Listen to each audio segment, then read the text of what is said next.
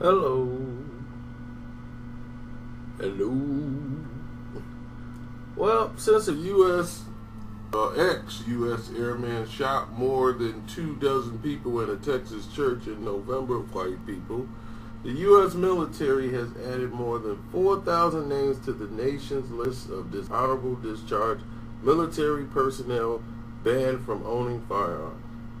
A sign of what has became a massive hole in the nation's gun-buying background check system. See, the gunman in the Sutherland Springs massacre has been kicked out of the military for assaulting his wife by federal law that should have prevented the shooter from purchasing his semi-automatic rifle.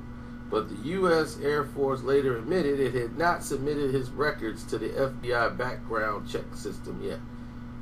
In the months since, the U.S. Department of Defense has scrambled to ensure all of its branches have properly updated the FBI system to track personnel kicked out of the military who are banned from owning pistols or firearms. Sorry about that. More than that. So, sorry. Man, indigestion. Acid reflux. That push, a CNN review had found and uncovered a backlog. It's so significant. The FBI's tally of dishonorable discharge from former service members, it ballooned from 4,284 names in just 3 months and just took a 38% leap. The FBI figures tracking some of these civilians and ex-military personnel and making sure that they're barred from owning guns. They want to separately qualify dishonorable discharges, which includes personnel convicted by a general court-martial. Other types of military dismissals that could lead to legally stopping someone from owning a gun not broken out of the civilian population in the FBI data? I think so. Since 2015, the number of people barred from owning firearms because they are dishonorably discharged has hovered at about 11,000 according to the FBI statistics. But the number suddenly jumped to 14,825 last month, about 2 months ago. And then now in December it was at 15,583. Now it stands at 15,597. The Department of Defense has not yet publicly acknowledged the military has vastly expanded its submissions since the shootings because they were white.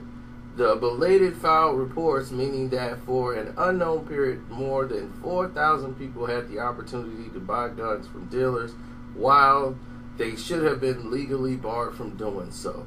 But when white people get shot, this happens.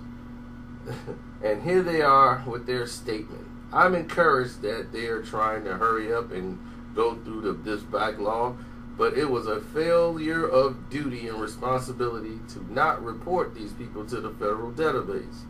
I'm highly disappointed, a U.S. Representative, Scott Taylor, Republican from Virginia, said.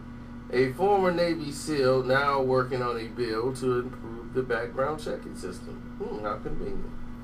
Now, the new scrutiny across the military branches is the honorable discharges are reserved for people convicted by the military of violence or serious misconduct, crimes equivalent to a felony, and thus federal prohibited from owning guns.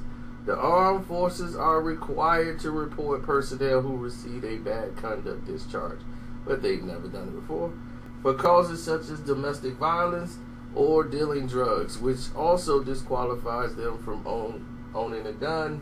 The Texas church shooter received a bad conduct discharge, but only dishonorable discharges are reflected in the recent jump.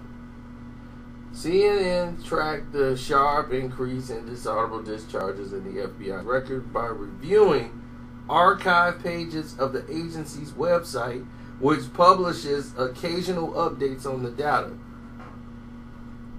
Then they reached out to all 5 branches of the military. the U.S. Marines, Air Force, Navy, etc. And they said they have been combing through their old records. We are in the process of conducting a thorough review of the past cases to ensure any prior failures of the report recited and appropriate information is provided to the FBI. Captain Christopher R. Harrison, the spokesman for the Marines, said that the Marine Corps is planning a changes that would increase the speed and efficiencies of reporting. The Air Force, under the particular scrutinies because of the Texas case, Secretary of the Air Force Heather Wilson told Congress in December that her military branch is reviewing the cases going back to 2002. The Navy pointed to a December DoD Inspector General report unrelated to the Texas shooting in which it promised to conduct a thorough investigation in search of cases dating back to 98 to ensure all missing files are sent to the FBI. The U.S. Army said it would be inappropriate to commit citing such things pending lawsuits about its failures to report these type of cases. The U.S. Coast Guard assured the CNN that the numbers weren't included in the recent spike because it always reports to the FBI on time, and no Coast Guard personnel were dishonorably discharged in those time being. We can't speak to what other services are doing, the Coast Guard said.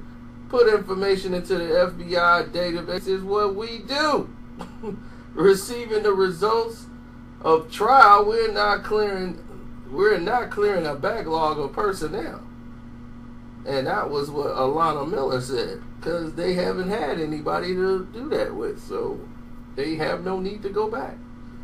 The Pentagon's Office of Inspector General is currently reviewing how the Air Force failed to process the case.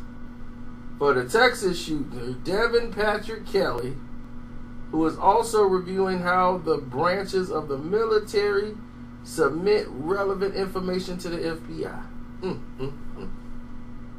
But even before the release, however, the 4,000 people backlogging hints at a problem that the military has known about for a long period of time. Why didn't they try to fix it before? Oh, because they wasn't one. And has not completely fixed. A 1997 Inspector General report noted that the military was often neglecting to notify people or the FBI when somebody was convicted. The Navy failed to do so 93% of the time. The Army was 79% of the time. The report's author blamed poor policies that put little emphasis on sharing the information, but failure to report dishonorable discharges continues to be common, highlighted by similar Instagram reports in 2015 and 2017. In 2017, reports showed that the military branches are failing to report the final status of 31% of the cases to the FBI. Firearms data experts said that the sudden addition of 4,000 names might mean the reporting has now caught up. Officials of the section FBI that runs this whole criminal background check system called NICS, I think it's a TV show too, declined to say where the figures have spiked so quickly. The NICS section does not speculate on changes in statistics, the FBI spokesman Stephen G. Fisher said. Now, we have all known for years there have been many flaws in background checks. It's always been. Now, the nation's firearm blacklist that they're coming up with is limited in a myriad of ways. It's weird to me when Dylan Roof shot up the church the way he did. There was no look into this. There was no trying to put guns on a ban list.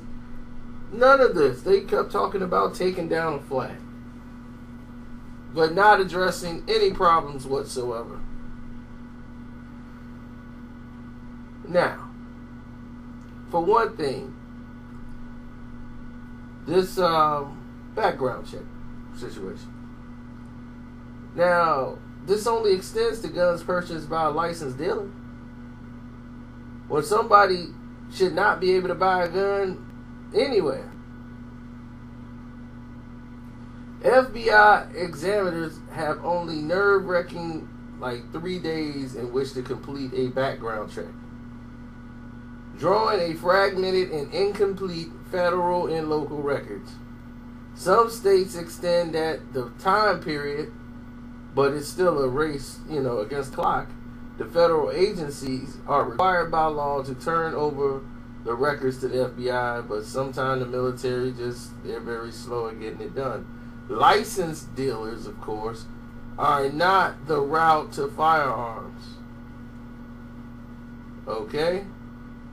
They're just one route. They're not the main route. In many states, people can buy a gun from a neighbor, an acquaintance, a local trader without having to undergo a background check. 78% of gun owners undergo background checks. So blocking dishonorable discharges from buying guns through dealers is important. We're not saying that it isn't. It's a good thing to do that. But there's other ways of purchasing a firearm. But it's amazing to me that when Sutherland Springs have a massacre, where it's just basically all white people at this church, action is put into play a lot swifter than we've seen it for any other people of color. Why is that?